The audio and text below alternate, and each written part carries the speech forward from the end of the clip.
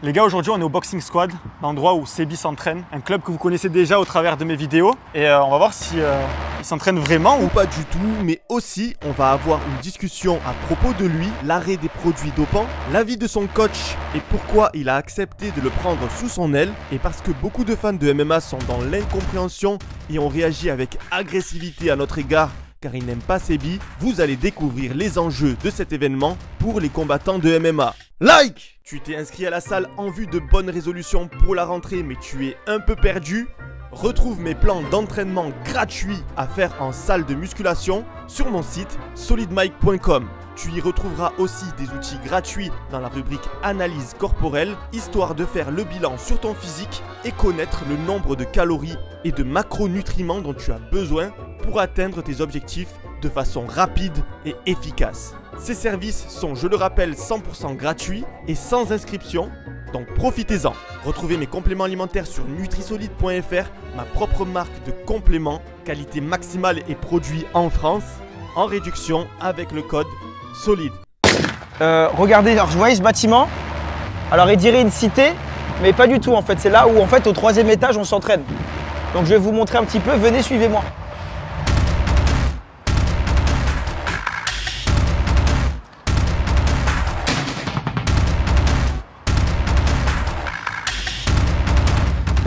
La première fois que je suis venu là, j'avais l'impression que j'étais rentré dans un quartier et que j'allais me faire racketter. La vie de ma mère. Mais en fait, pas du tout, venez.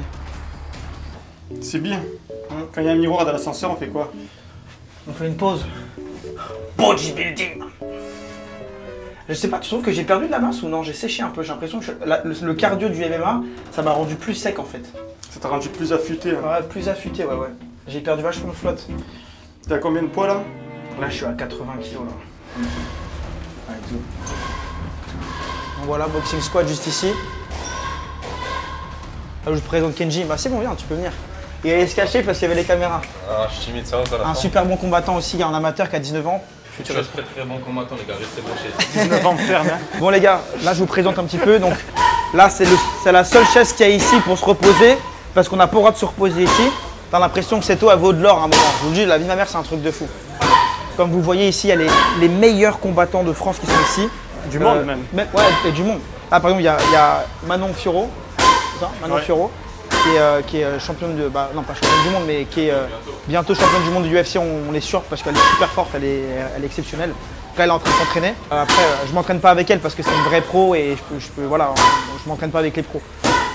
Moi, je m'entraîne avec Ilyes que je vais vous présenter. Ici, là, tu t'échauffes. Là, tu t'échauffes ici. On va dans la cage et on fait des ronds pour s'échauffer. Venez, je vais vous montrer. Donc là, c'est une cage, mais c'est pas la taille d'une cage officielle des MMA. C'est-à-dire que celle-là, elle est un peu plus petite qu'une vraie cage de combat. Mais ça nous permet déjà de travailler dans un endroit, entre guillemets, qui ressemble un petit peu à un combat. À force de m'entraîner dans une cage, bah, je me sens familier dans ce territoire, donc je stresse déjà moins. Et du coup, bah, le jour du combat, je vais être habitué à être dans une cage. Donc je vais pas stresser aussi vite en fait. Je te cache pas que là où je m'entraîne, il n'y a pas de cage. Et là, le fait de rentrer rien de rentrer dans une cage, ça fait une sensation. Ouais, ça stresse. Ça fait une sensation quand même. Ça stresse, c'est pour ça qu'il faut s'entraîner dans une cage. Je vais vous présenter maintenant mon coach.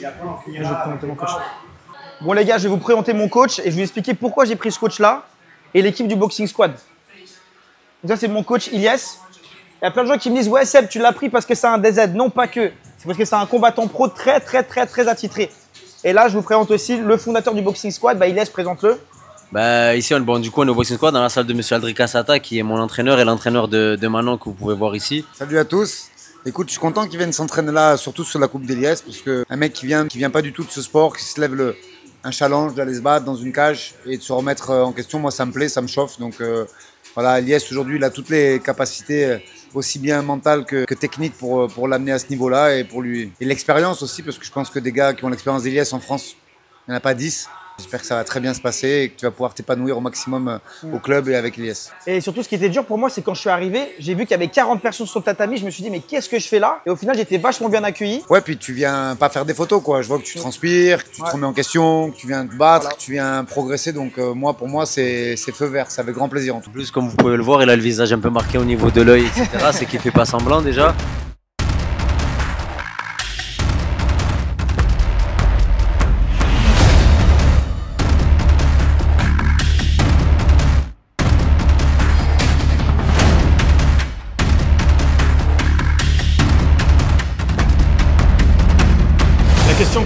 se pose. Pourquoi Sebi t'a choisi en tant que coach? Est-ce que tu peux te présenter? Bien sûr, bon, je m'appelle Ilyes Diroun, surnommé Broly. Je suis combattant professionnel de MMA. J'ai plus de 30 combats, enfin non, j'ai 30 combats à mon actif, 22-23 victoires à mon palmarès. Je suis passé par beaucoup d'orgas, le Brave. J'étais le premier Français à combattre au PFL en 2019. J'avais fait le tournoi 1 million. J'ai beaucoup de victoires par soumission. Et voilà, donc je suis de Marseille de base. Et là, ça fait 5 ans que je suis installé ici dans la région. Et nos routes se sont croisées ici, du coup. Et franchement, ça a accroché direct. Franchement, moi, j'ai kiffé. Et tu savais qui il était ou pas? Je savais, oui, parce que il est quand même assez connu, tu vois, au niveau des réseaux, etc. Donc je savais un peu. Et moi, je suis le genre de mec qui ne juge pas le livre à sa couverture, tu vois. Donc je voulais me faire mon propre avis avant de mettre une étiquette sur lui. Et franchement, j'ai kiffé déjà les premières séances. Et le projet, il était intéressant. Prendre un mec qui s'est jamais battu de sa vie, le mettre dans une cage, tu vois, c'est cool quand même comme projet. Est-ce qu'il encaisse bien? Il va à la il est vaillant. Au début, non, mais là, maintenant, il est vaillant, il est coachable. Ça, c'est un point très important parce que quand je lui dis quelque chose, il le fait, il arrive à le mettre en application. Donc il a une bonne coachabilité. C'est un mec, comme je te dis, qui s'est jamais battu dans la rue, qui est aux antipodes de moi, parce que moi justement j'ai fait le MMA parce que je voulais encore mieux me battre dans la rue, tu vois, parce que je veux dire c'est vraiment l'inverse. Donc le projet était intéressant et je suis content de ce qu'on arrive à faire aujourd'hui, mais en tout cas j'espère qu'il va rester sur la bonne lancée comme ça et qu'il va encore progresser. T'as dit que tu avais beaucoup de victoires par soumission, combien exactement? Franchement, il faudrait prendre le palmarès compté, mais je sais que par guillotine j'en ai 8 ou 9 et après j'ai d'autres soumissions aussi, mais je suis un profil plutôt striker.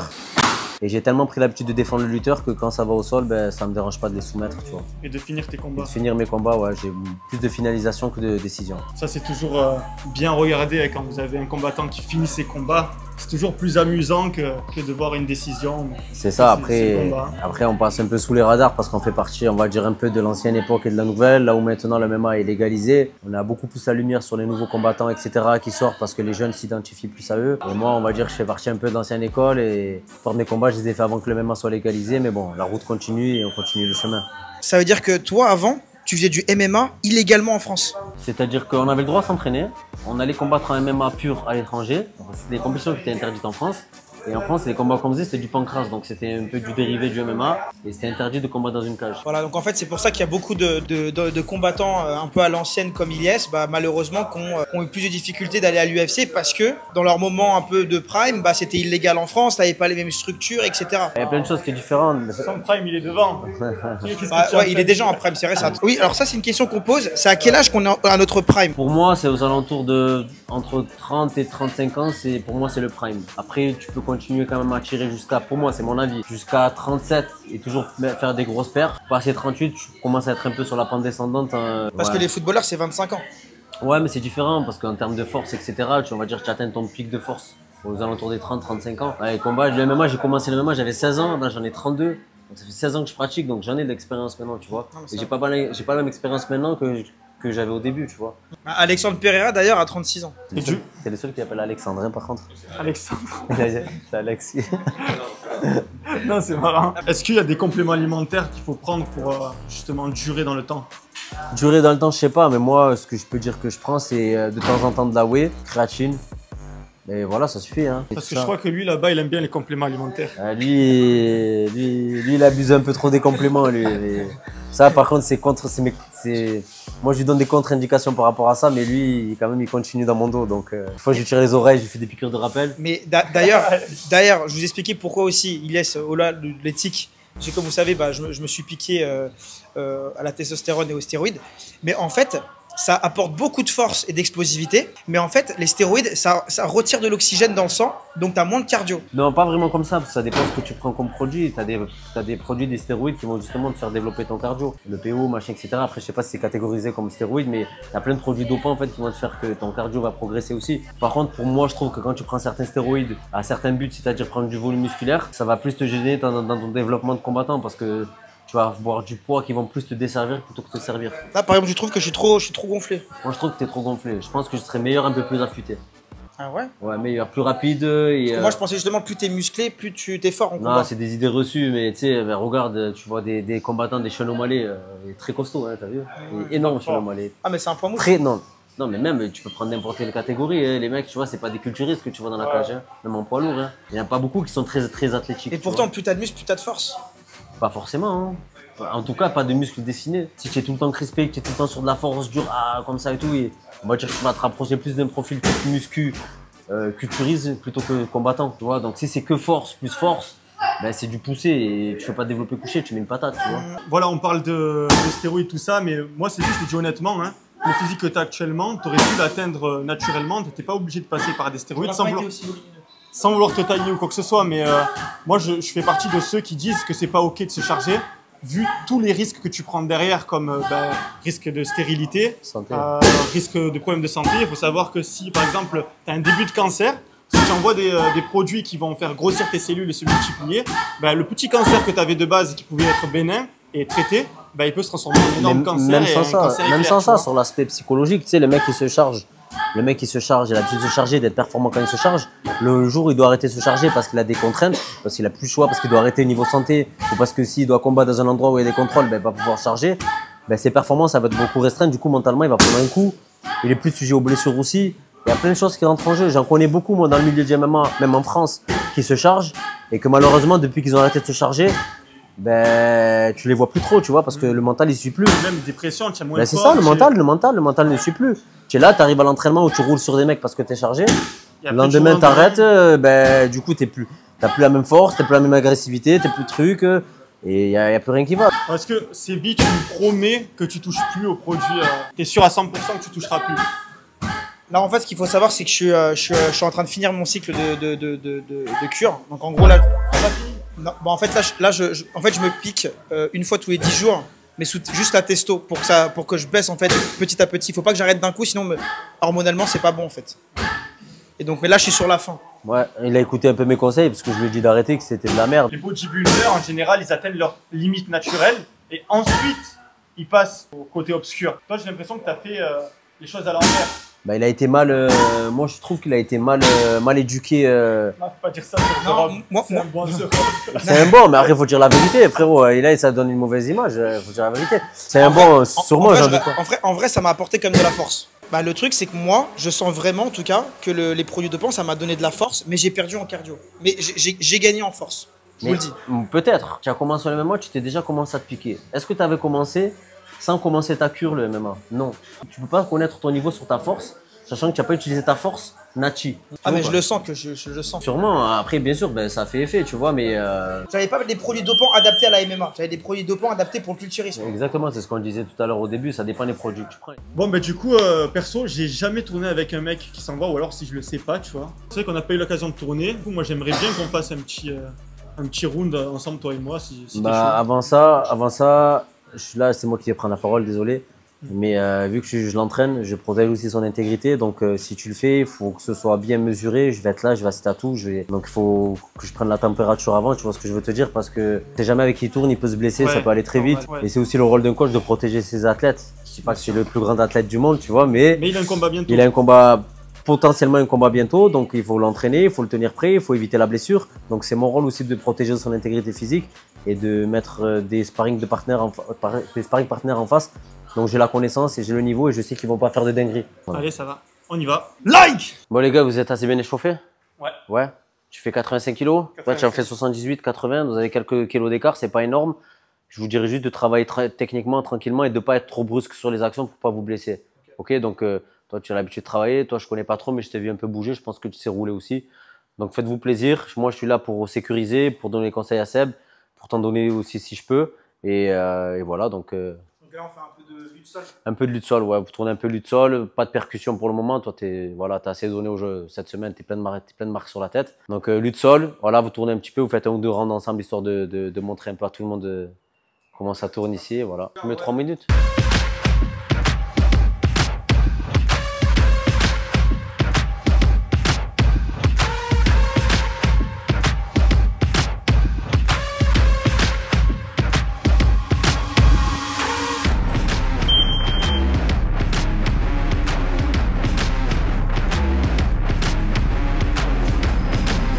Pas que le haut du corps, Seb.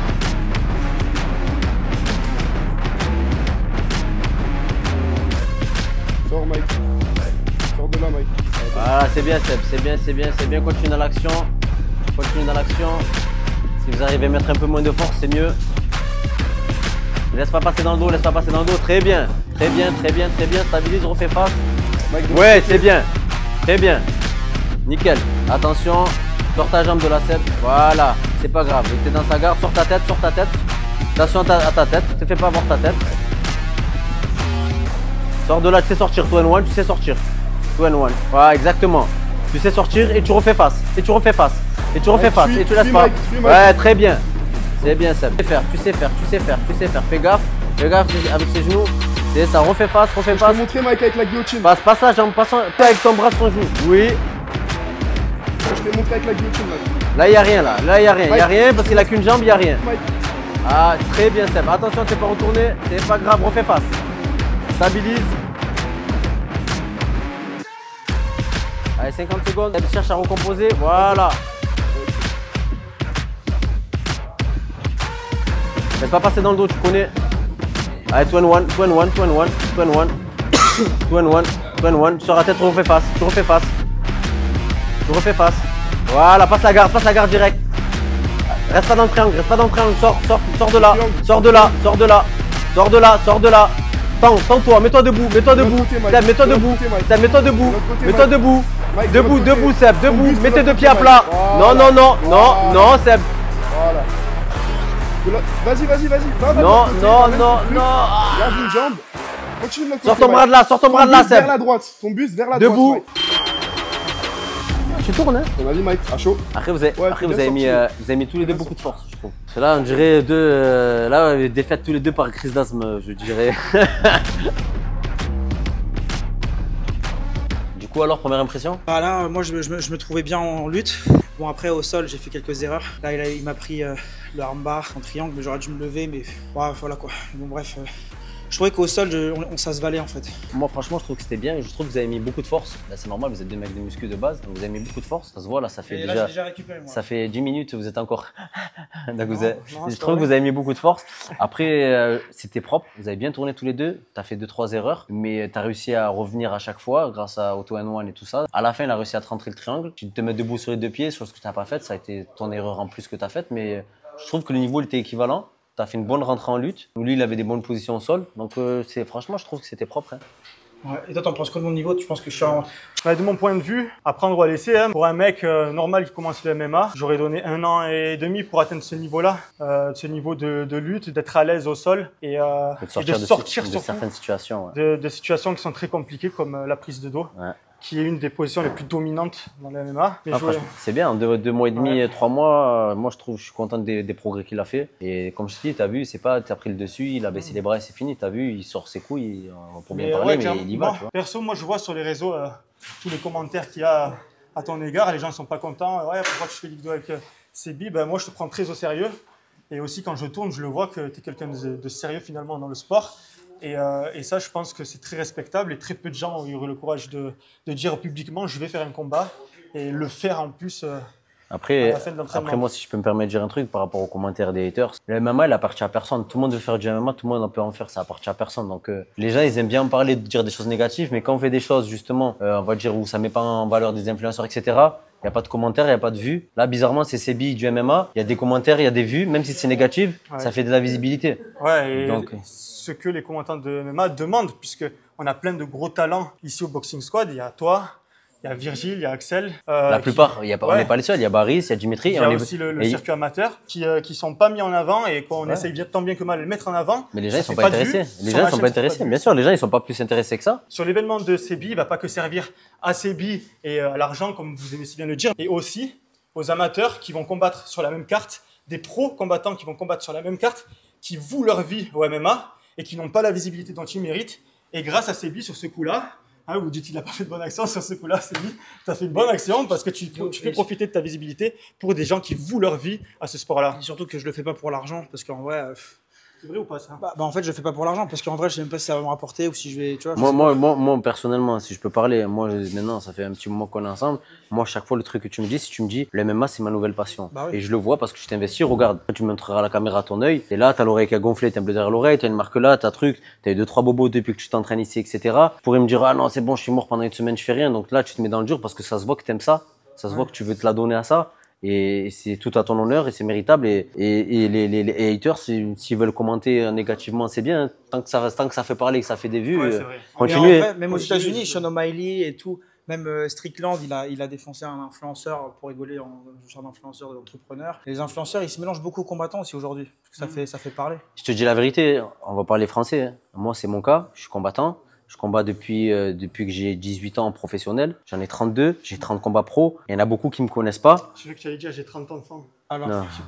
2 enfants, j'en ai 2. Vrai, mais regarde, j'ai 30 combats. J'ai été le premier Français à BFL, tout ce que tu veux en termes de palmarès. J'ai pas de visibilité. Bon, après, je la cherche pas plus non plus.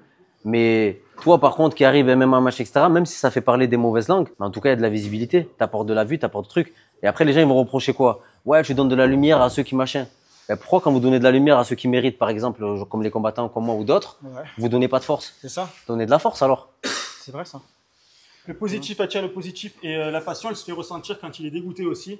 Parce qu'à chaque fois que je le vois, j'ai pas assez donné, j'ai pas assez donné. Et à chaque fois que je le revois, il a progressé. Donc c'est pas, tu vois, c'est pas du poison. Des fois, le poison qu'on se fait pour le sport, il est pas forcément négatif.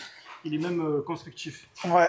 Bon, en tout cas, mais c'est quand même pas mal. J'ai tenu 3 minutes. J'aurais pu quand même. En fait, au sol, j'aime bien mettre des coups, on fait des frappes au sol. Ouais, je l'habitue directement et même avec frappe. Donc en fait, le fait que je pouvais pas te mettre des frappes au sol à un moment ça bloque le jeu. Ça m'a bloqué mon jeu. Et je pense que tu as tenu 3 minutes contre moi, mais contre lui, tu tiens combien de temps à peu près? Je dirais 1 minute 20. 1 minute 20? Ouais, Je tiens 1 minute 20 contre toi, c'est ça. 20 secondes. Bon, 20 secondes. 20 secondes, mais arrête. 20 secondes. 1 minute 30. Je suis froid, je suis pas échauffé. Je te donne 20 secondes de survie. 20 secondes de survie. Ok. Je suis froid, viens maintenant. Si tu me soumets en 20 secondes, je paye le McDo. Je mange pas de McDo, c'est gentil, mais. Tu as le micro à l'envers. Vas-y, ok, tu sais quoi? On parie 1000 euros. On parie 1000 euros que mon coach, il me soumet en 1 minute 20 ou plus. Tu me soumets pas en 20 secondes. Mais en fait, c'est pour ça que les gens. Et moi, je te soumets en 20 secondes, et tu me donnes 1000 euros. Ok. Vas-y. Et après, vous verrez dans ma story qui me donnera les 1000 euros. Ok, vas-y. Par contre, si tu me soumets en 25 secondes, c'est toi qui me dois 1000 euros. C'est bon. Vas-y.